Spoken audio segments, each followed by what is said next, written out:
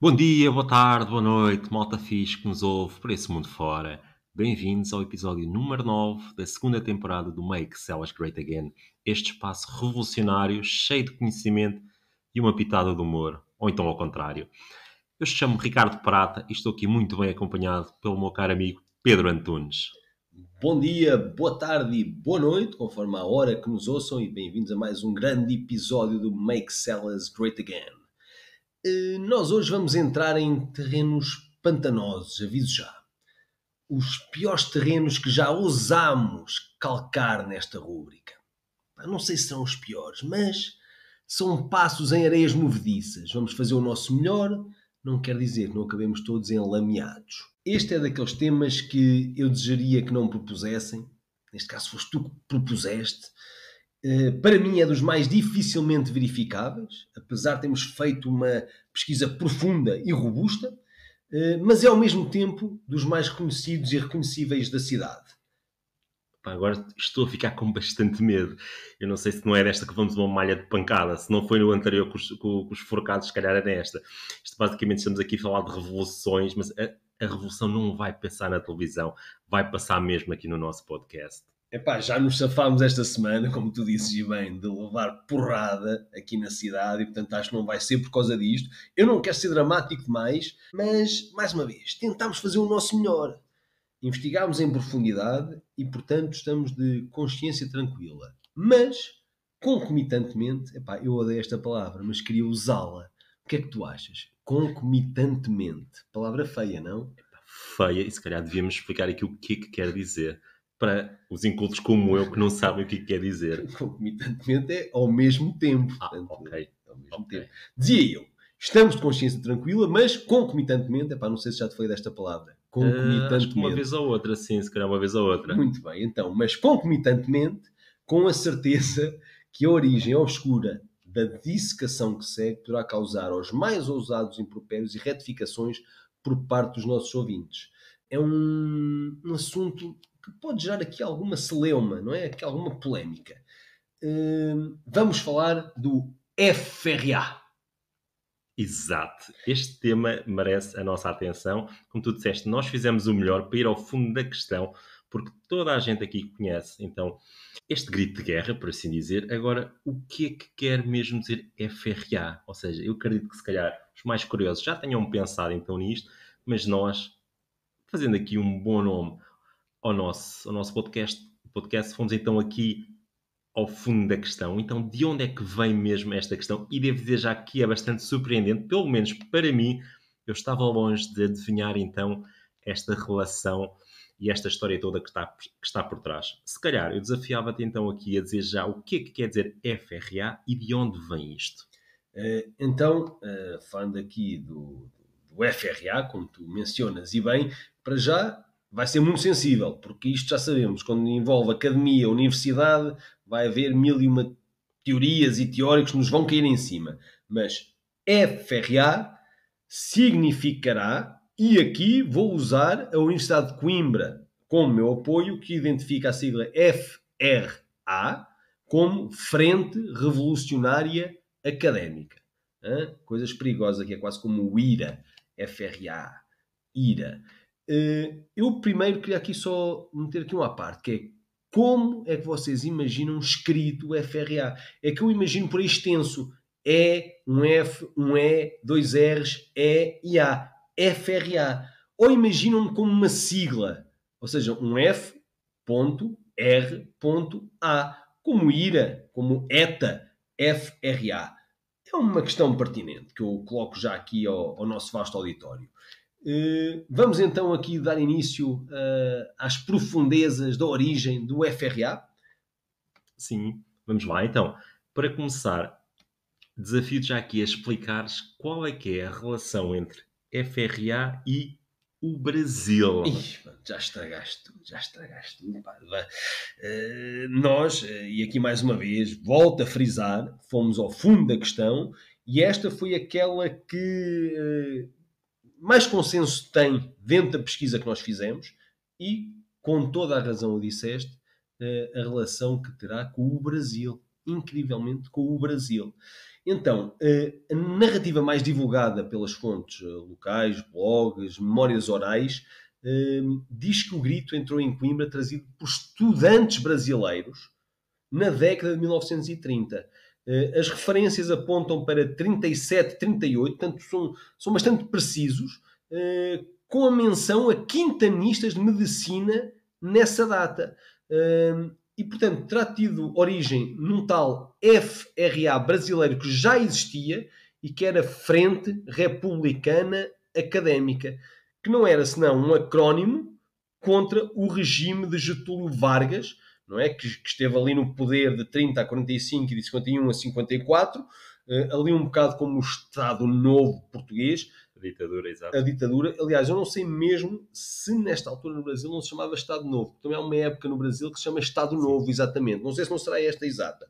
E, portanto, estes estudantes que, na verdade, de certa forma, primeiro são imigrantes, não é?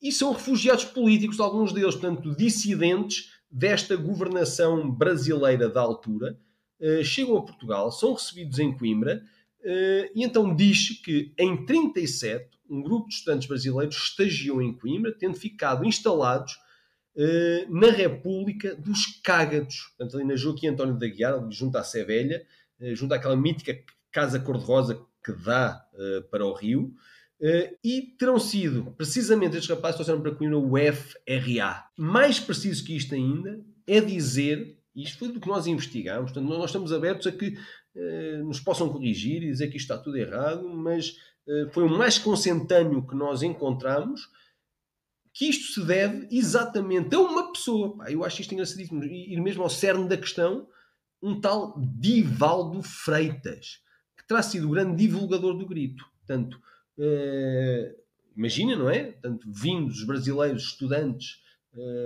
do outro lado do Atlântico, estudantes revolucionários a lutar contra esta ditadura brasileira, vindo com esse grito FRA, que não era senão um grito de revolta e de luta contra o regime, e claro, aqui, na liberdade que tinham aqui de o expressarem livremente, constantemente, como um grito de guerra. Exato, dizes bem grito de guerra. Isto porquê? Porque, para aprofundar ainda mais esta questão, nós soubemos que isto está então aqui associado, ou foi, se calhar, entoado pela primeira vez, ou pelas primeiras vezes, nos jogos de futebol, não da Académica, mas do Cantanhede. Ou seja, a história ainda fica mais estranha quando chegamos a esse ponto. Há aqui outra questão associada aqui a este grito de guerra, que é o fará, frei, fri, fro, fru. Ou seja, isto, de onde é que vem esta situação? Então, estivemos também aqui a pesquisar um pouco e, pelos vistos, aqui, mais uma vez, ligado então aqui à cultura brasileira, isto está então aqui relacionado com uma música antiga brasileira chamada Aieiou-Y, penso que era um tema de Vera Cruz, algo que era bastante conhecido então na época, ou seja, mais uma prova aqui desta adoção e desta fonia aqui com conexão ao Brasil. É verdade. Aliás, vamos ser sinceros, nós nunca pensámos muito bem nisto. Mas frá, fré, fri, fró, fru, xiribi, tá, tá, tá, tá, xiribi, tá, tá, tá, tá. Isto é brasileiro, pá, porra. Sabes, eu estive a ver e eu acho que o xiribi, tá, tá, tá, tá, está relacionado com uma marcha carnavalesca. Ou seja, isto aos poucos estamos a chegar à conclusão que o FRA é praticamente todo made in Brasil. Para além disso, eu estive aqui a ver e pelos vistos, também se costuma dizer Alicá, mas pelos vistos era suposto ser Arriquá, ou vice-versa, ou seja, há aqui também um possível erro. Muita gente diz então Aliquá, mas era suposto ser Arriquá, ou seja, só que depois pegou e ficou assim errado. Eu acho que cada um diz à sua maneira, pá. Eu também, raramente o cantei, raramente o canto, mas quando canto eu também digo qualquer coisa que soa aquilo. É como aquele gajo que não sabe a letra e está nos concertos e na discoteca a cantar. Já só mexe os lábios. Já só mexe os lábios, é a mesma coisa. E depois, pronto, o som no todo fará o seu sentido. E depois aqui uma coisa engraçada, que eu achei engraçado, é a precisão que há nesta origem. Portanto, falam 37, 38, falam aqui deste tal Divaldo Freitas e mais, dizem que foi na queima das fitas de 38, em que a festa se realizou no Jardim Botânico e que terá sido aqui usado pela primeira vez em público, com grandes massas, e que daqui se popularizou. E, portanto, terá sido na queima das fitas de 38 que o grito se torna grito, exatamente. Eu acho, não deixa de ser um pouco estranho, eu direi quase até escandaloso, pá, que o grito mais conhecido da cidade, da academia, se mantenha aqui um pouco nestes terrenos ardilosos, meio suportados apenas com uma tradição oral, sem grande suporte ou registro que o comprove, algo factual. Ao mesmo tempo, também é preciso dizê-lo, é ele também sinónimo da força da oralidade e expressão popular, pá, digamos, estudantil, que se estabeleceu e, acima de tudo, se reforça até os dias de hoje, somente suportado por esta mesma oralidade. Epá, eu acho que isto é contraditório, mas ao mesmo tempo que lhe dá uma certa, como é que eu ia dizer, fraqueza, porque epá, não sabemos onde é que vem, se vem mesmo, se é esta história, se não é, ao mesmo tempo dá-lhe esta significância assim meia lendária, mítica, não é? Sim, isto basicamente passa de geração em geração, de boca em boca. Os miúdos vão então reproduzindo aquilo que ouvem dos mais velhos, sem sequer se questionarem sobre a origem disto, o que não deixa de ser interessante.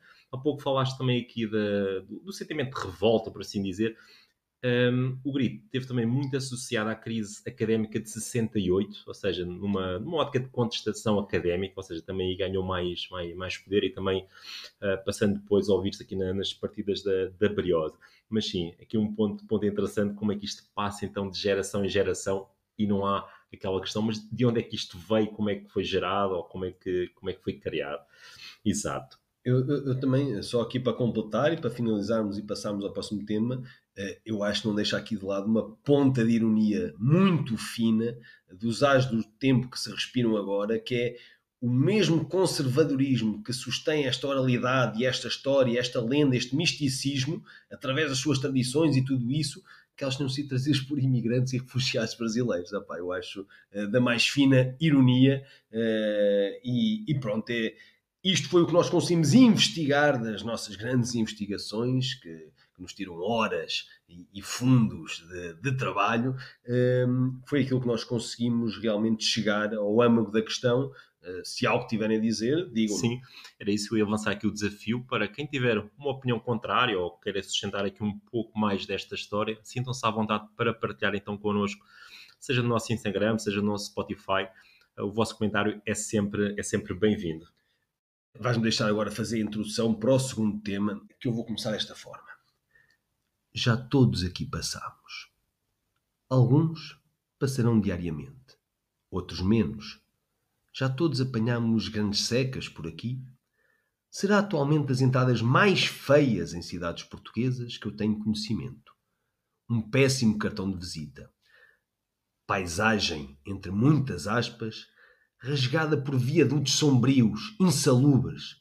É daquelas zonas que, como costumo dizer, pode estar o dia mais soalheiro do ano, mas aquilo que vai sempre parecer sombrio e úmido. Vamos falar da Casa do Sal. É verdade, é verdade. Em tempos esta foi e ainda é uma das entradas principais da cidade. E então, para a primeira impressão, pode ser mesmo visto como um péssimo cartão de visita. E toda a gente sabe que a primeira impressão é aquela que muito dificilmente conseguimos mudar, porque é a primeira. E então entrar numa cidade com a dimensão de Coimbra, com a história de Coimbra, e o cartão de visita de entrada é então aquele mono, acaba por não ser a memória mais agradável. Eu posso fazer uma pergunta assim, caída do céu.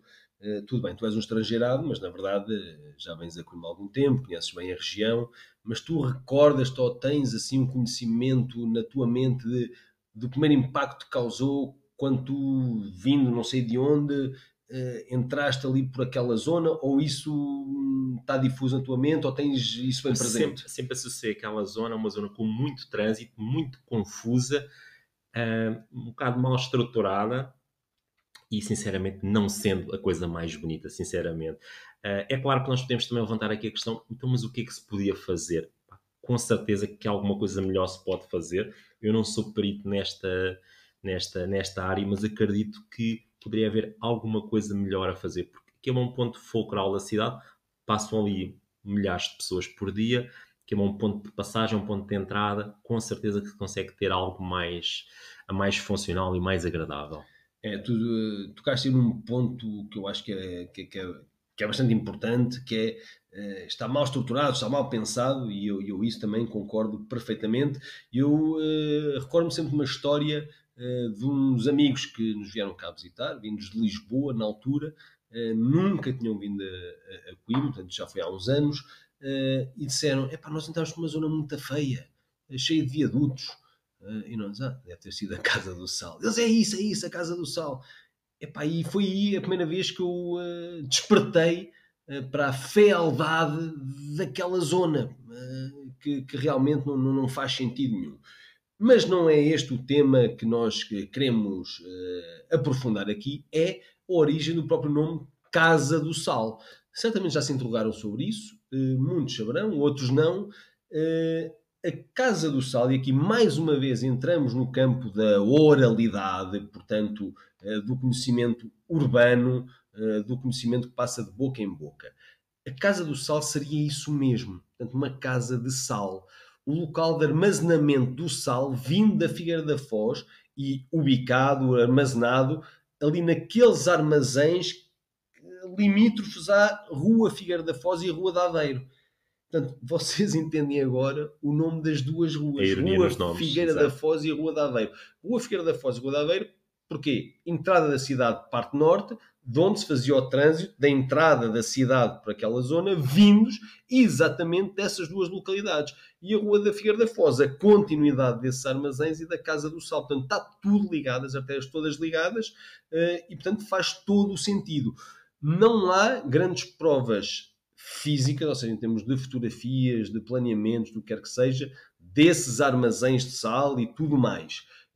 No entanto, aquilo que conseguimos investigar através, e repito mais uma vez, da oralidade, é que terá sido esta a origem, que nos parece, sinceramente, que faz algum sentido e que poderá ser exatamente essa. Sim, e pegando aí na tua referência à Figueira da Foz, eu tive a oportunidade de pesquisar também um pouco sobre a Casa do Sal na Figueira da Foz e descobri então que deve ser algo um pouco semelhante, mas a diferença é que é então um ponto também de venda de sal, claro, mas como se fosse uma iguaria, ou seja, a venda de sal se calhar a uns preços assim um pouco mais elevados, não é aquele sal assim tão básico. Daí eu tenho levantado até a questão que a Figueira da Foz é como se fossem os nossos Himalaias, ou seja, nós conhecemos o sal dos Himalaias, agora também conhecemos o sal da Figueira da Foz. Isto fazendo aqui a referência ao então ouro branco, que em tempos fora então uma referência na Figueira da Foz. Eu tive também a hipótese de pesquisar um pouco aqui sobre a história do sal aqui na Figueira da Foz, e não querendo aqui ser muito pesado ou muito secante, aqui o estuário do Mondego em tempo já contou com mais de 300 salinas, ou seja, uma produção brutal e um ponto de referência onde marnoteiros e salineiras, agora até tive de fazer uma pausa para ler aqui este nome. É o pessoal que vende marmotas. Exato, ou então as pessoas que trabalham na área da extração artesanal do sal. Sendo aqui que esta produção, isto já vem desde o século XII, não sei se tens noção, isto é algo bastante... Não tinha noção, mas acreditava que fosse antigo, não é? Porque o sal realmente servia um bocado como as especiarias, não é? No tempo dos descobrimentos, tem este... Em tempos era mesmo usado como uma moeda de remuneração dos soldados, ou seja, no tempo dos romanos, por exemplo, ou seja, e mesmo em termos de conservação, o sal antigamente era salário tem essa origem, exatamente. Exato, ou seja, mesmo em termos de, tanto de pagamento, a questão que dizes do salário, mesmo em termos de conservação, muitas vezes o peixe era conservado em sal para durar mais tempo, ou seja, era algo que tinha então aqui um valor bastante grande. Aqui não fugindo então aqui ao tema, tínhamos aqui duas vertentes, uma da localização em si, do que é que se poderia fazer. Fica aqui a recomendação, há sempre algo melhor que se pode fazer. Entretanto, não sei se reparaste agora, há coisa de poucos meses, penso que foi a seguir ao verão, até nasceu ali um edifício novo, penso que é uma loja de móveis, penso que agora não quero estar aqui a dizer nenhuma Na Casa do Sal. Sim, ou mesmo ali naquela zona, na Ah, rotunda. sim, Ou já seja, sei. Dos sofás, os sim, ou móveis, seja, já sei, sim, exato. sim. Ou seja, também está assim um pouco descontextualizado, um Co- bocado co- Como estranho. quem deste o Monte Formoso. Sim, Sim, é sim, assim sim. um pouco estranho. E depois, a própria essência aqui do sal e do nome da Casa do Sal como depósito para revenda e desta conexão mais uma vez evidente com a Figueira da Foz. Espero que tenham ficado esclarecidos acerca da origem do nome da Casa do Sal e sempre que lá pararem durante 10 minutos à espera que o semáforo abra, que se recordem de nós e de mais uma injeção de conhecimento para vós, meus caros ouvintes. Podemos passar agora então ao momento da semana. Sim, vamos então agora passar ao agradável momento da semana.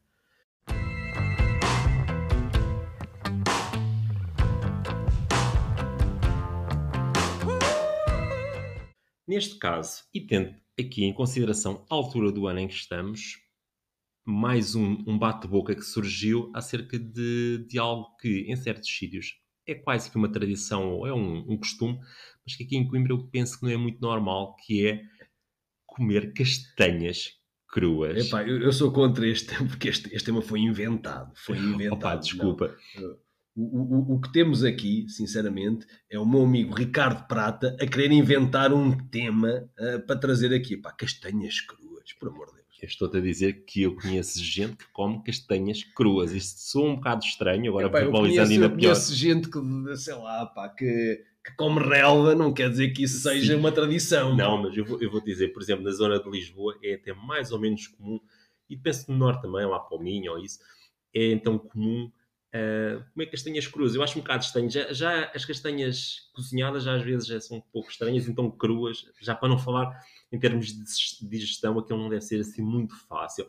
Eu aproveito também aqui para dizer que eu associo castanhas geralmente a uma memória boa, ou seja, associa-me um bocado à chegada do outono, algures ali no fim do verão, estamos quase ali a entrar no Natal, quase a tirar a Mariah Carey do congelador, ou seja, estamos ali naquele limbo.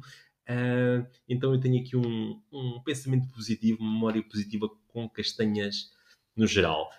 E gosto muito daqueles vendedores de castanhas de rua, sabes? Aquele cheiro, pá, traz memórias bastante porreiras. Pronto, chegamos à conclusão que claramente castanhas cruas não é algo normal aqui nesta zona, mas que noutras paragens eu diria que até acaba por ser mais ou menos. Mas tu tinhas amigos, tinhas, sei lá, Sim, eu cheguei a ver a tu gente. vias, era normal ver. Sim, Mas em sim. casa, estou em casa e tenho umas Sim, castanhas, sim, abrem-nas e sim, comem-nas comem. cruas. Só para começar, logo descascar a castanha crua não é muito Pois não fácil. deve ser fácil, Sim, tens que a cortar, certamente. sim, mas havia-se pessoas a fazer isso, com uma faca, assim, a descascar e a comer. Entretanto, Eu acho que este gajo vivia no campo. sim, eu vivia na Exato. montanha. Não, mas entretanto, aqui também, associado ao tema, mais uma vez fui aqui pesquisar, uma catrefada de receitas que há, eu não me lembrava disto quando era novo, mas tipo, desde castanhas assadas, cozidas, lombo de carne com castanhas, puré, por acaso puré de castanha é muito bom, sopa, há até bolo de castanha, a sério, e em conversa, para aqui a tentar validar isto, esta se calhar aí para mim ainda é pior do que castanha crua, é Não é nada, não é nada. castanha com manteiga. Castanha com manteiga, muito bom, muito bom. Isso existe. Isso é estranho. Ela acabada de sair do forno, quentinha, só meter a manteiguinha, ela derrete sozinha, até a vez a escorrer por entre a castanha. Que maravilha! Que maravilha! Pá, dá 10 a 0 essa castanha crua. Então, para ti, castanha crua não é muito estranho, mas castanha com manteiga não é estranho. Volto a repetir, maravilha. Pá, nunca comi castanha com manteiga. Mas, pá, vou meter aqui na minha lista para comer um dia destes, porque, pá, estou aqui a ficar com alguma água na boca. Pegando aqui no tema da água na boca e saltando aqui para a última parte do nosso maravilhoso episódio, temos aqui então duas sugestões. A primeira, Coimbra, região gastronómica, ou seja, vamos ter aqui mais um evento gastronómico que nós tanto gostamos aqui na nossa cidade, aqui no Convento de São Francisco, agora em novembro, penso que é no fim de semana de 14 e 16, vai haver alguns show cookings, cozinha ao vivo, degustações, mini chefs, ou seja, aqui um evento interessante associado à gastronomia local E vamos ter também aqui um outro evento, aqui este um pouco mais extenso.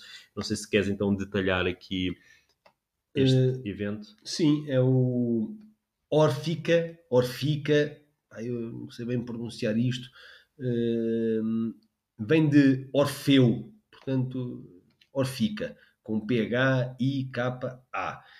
É um evento essencialmente quase de música, decorre entre 8 de novembro a 8 de dezembro, portanto, um mês inteiro.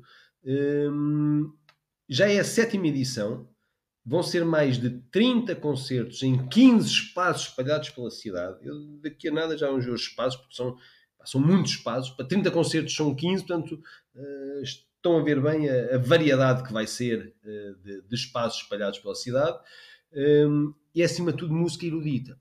Temos 12 concertos exatamente de música erudita, depois 6 de música tradicional e popular, world music serão 3, e música contemporânea e experimental, tenho medo disto, contemporânea e experimental, são 5. Eu devo dizer que um gajo como eu que vivia na Serra, pelos vistos, opa, eu vi o programa e não conheço nada. Nada, é impossível Zero. conhecer. Ainda tem música coral, sacra. Pronto. Eu vou aqui nem ao site, porque o site, isto é mesmo à Coimbra um bocado, que é, eu vou ao site, o site funciona bem, mas depois no site tem um link para a programação, carrego no link para a programação e está down, está em baixo, não dá para entrar, portanto não sei. Eu vou aqui à NIT, que pôs aqui a programação toda, creio eu. Então isto vai decorrer, vejam bem, no Ateliê A Fábrica, no Grêmio Operário de Coimbra, na Capela São Miguel da Universidade de Coimbra, no Planetário do Observatório Geofísico e Astronómico da Universidade de Coimbra, na Igreja da Misericórdia de Coimbra, no Auditório da Ordem dos Engenheiros da Região Centro, na Sevelha, na Igreja do Carmo, no Museu Nacional Machado de Castro, no Espaço Yoga and Harmony, na Quinta da Lomba. Não sei, pronto, isto é na cidade inteira, música erudita, mas ao mesmo tempo contemporânea e experimental. É o que eu tenho para oferecer, não tenho mais. Assim, fica aqui a recomendação, se calhar pode ser um bom programa. Eu se calhar iria apostar mais no outro programa da gastronomia, mas pronto, este aqui também pode ser uma boa opção. Eu vou aqui um que me chamou a atenção, porque isto, além de ser 90% de música, tem aqui alguns conceitos relacionados, e um deles que me chamou a atenção é um cineconcerto, que se chama Cineconcerto Cadima 3979. Eu não sei se sabes o que é Cadima. Não, é o quê? A Cadima é uma terriola aqui ao pé, que eu diria ao pé de Cantanhede, mais coisa menos coisa, e portanto temos Cadima aqui com um cineconcerto aqui ao lado de Cantanhede, Cadima. Cadima. Eu agora é que percebi, desculpa, o 3979 deve ser o código postal. O código postal será, não sei se deve ser, porque deve ser, eu diria que faz sentido que seja. Não sei, não sei dizer. Eu só sei que vai haver um cineconcerto que se chama Cadima. Só pela curiosidade, já vale a pena. Cadima 3979. E por mim, eu vou ver este cineconcerto. Depois tens de me confirmar se é mesmo o código postal ou não. Exato. Ok. Então, eu diria que fechamos assim mais um belo episódio. Do meu lado é isto. Um forte abraço para todos e até para a semana. Até para a semana e muito obrigado.